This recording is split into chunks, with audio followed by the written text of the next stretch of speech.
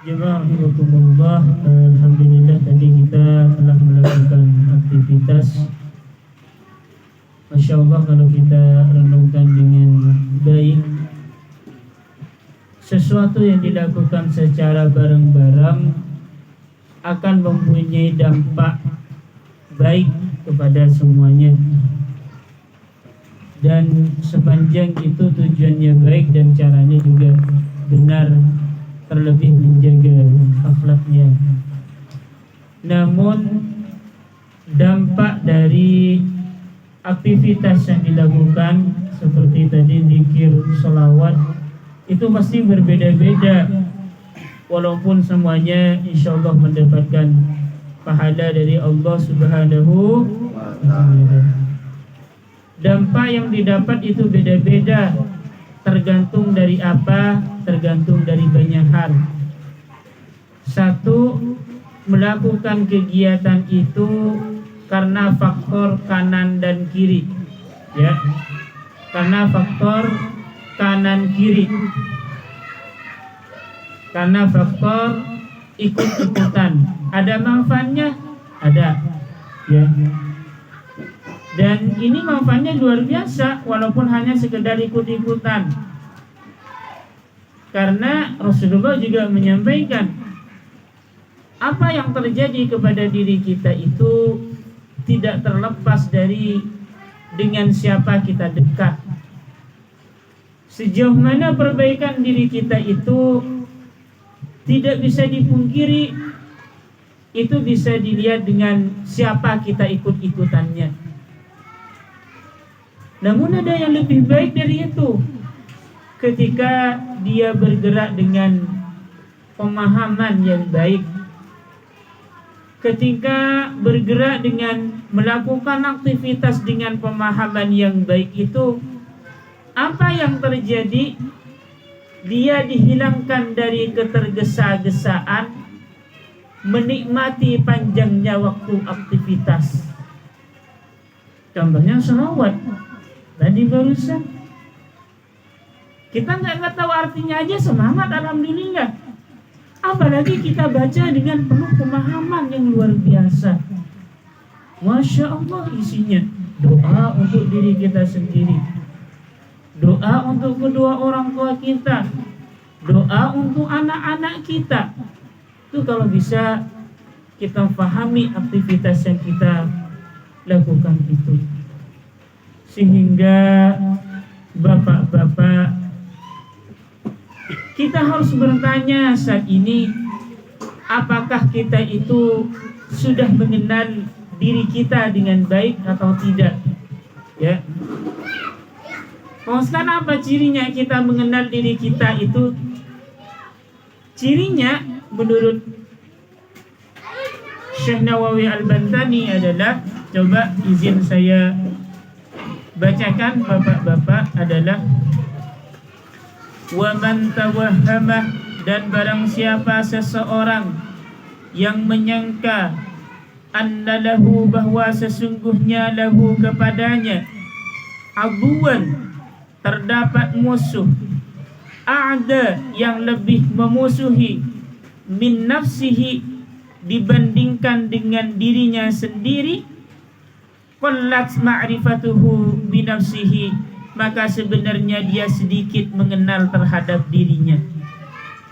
Lagi bahasa Indonesianya, barang siapa yang menyangka di antara kita ada musuh, dan musuhnya itu dianggap oleh diri kita lebih memusuhi dibandingkan diri kita sendiri, qallat ma'rifatuhu binafsihi, maka dia sedikit mengenal dirinya tersebut.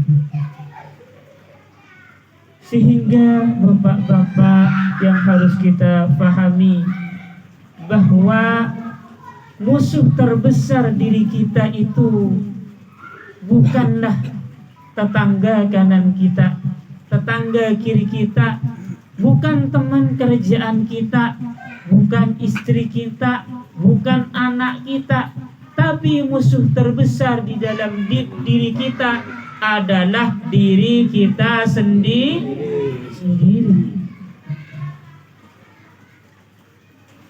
ketidaktenangan, amarah, buru-buru, terkendalikan oleh hawa nafsu, itu murni karena kita kalah kepada musuh kita, musuh terbesar kita. Kalah kepada siapa? Kalah kepada diri kita sendiri.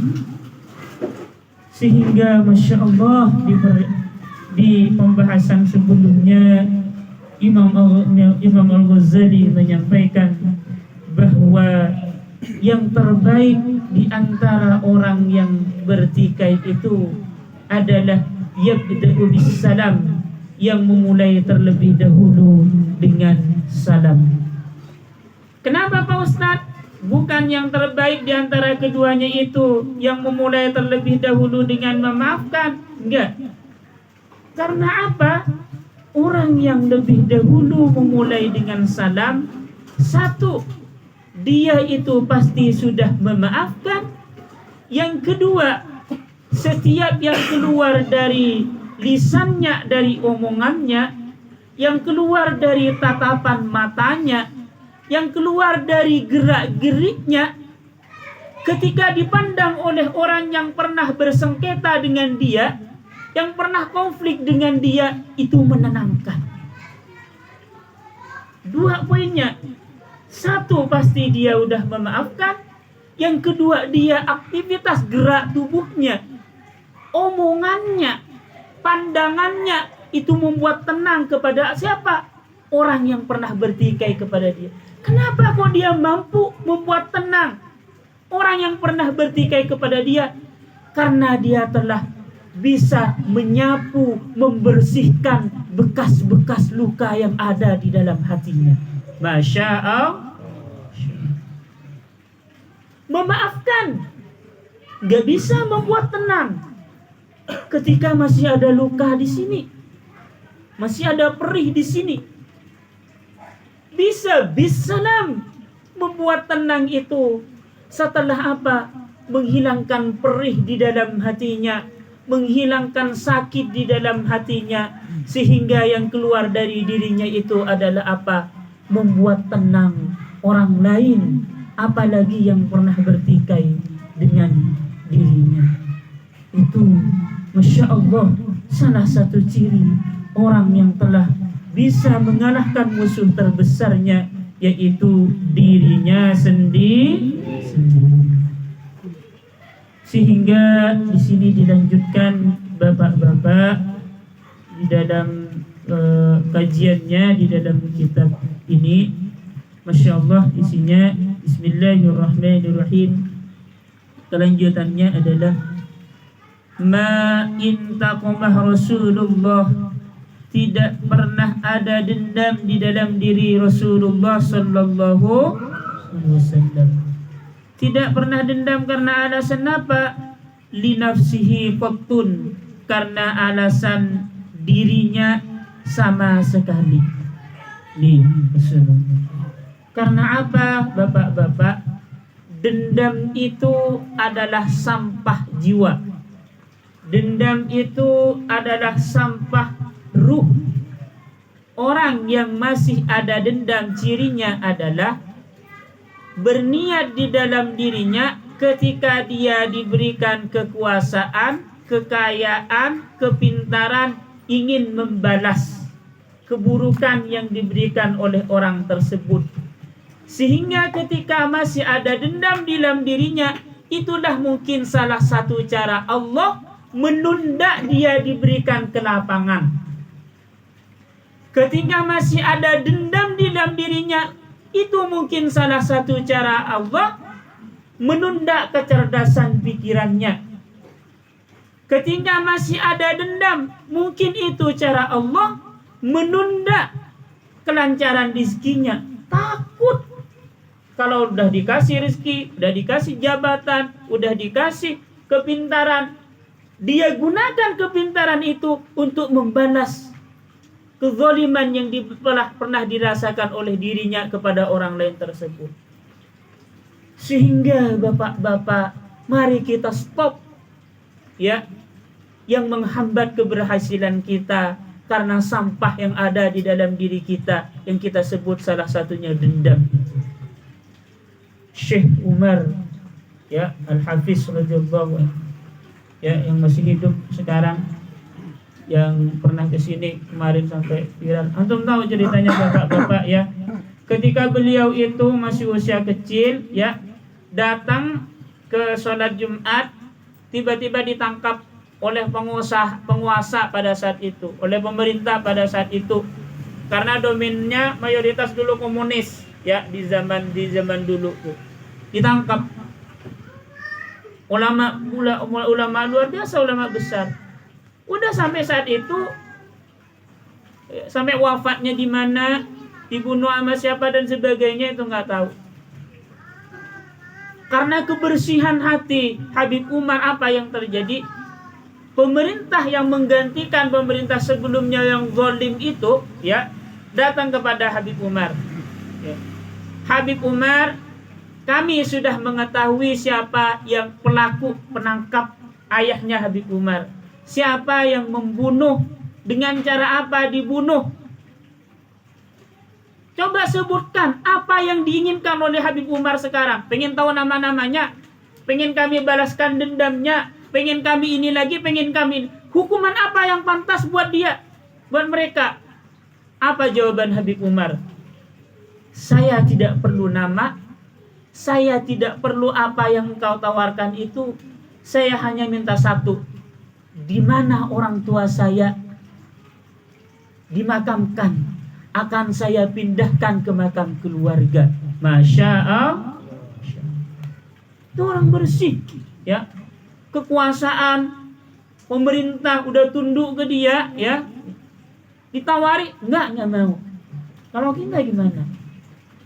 Jadi mari bapak-bapak ya, sama-sama dengan ngaji seperti ini kita berusaha selalu membersihkan kotoran-kotoran yang ada di dalam diri kita.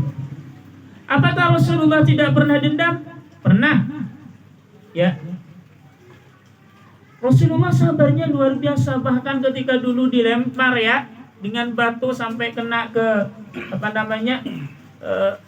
giginya beliau sampai dan sebagainya, luka, malaikat menawarkan, jika engkau merestui, wahai ya Rasulullah, saya akan lemparkan gunung itu kepada orang tersebut.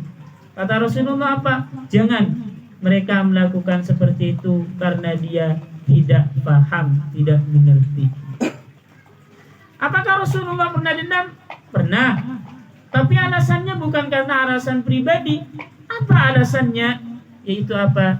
Illa kecuali antun tahaka hurmatullah, kecuali dirusak kehormatan Allah subhanahu wa ta'ala.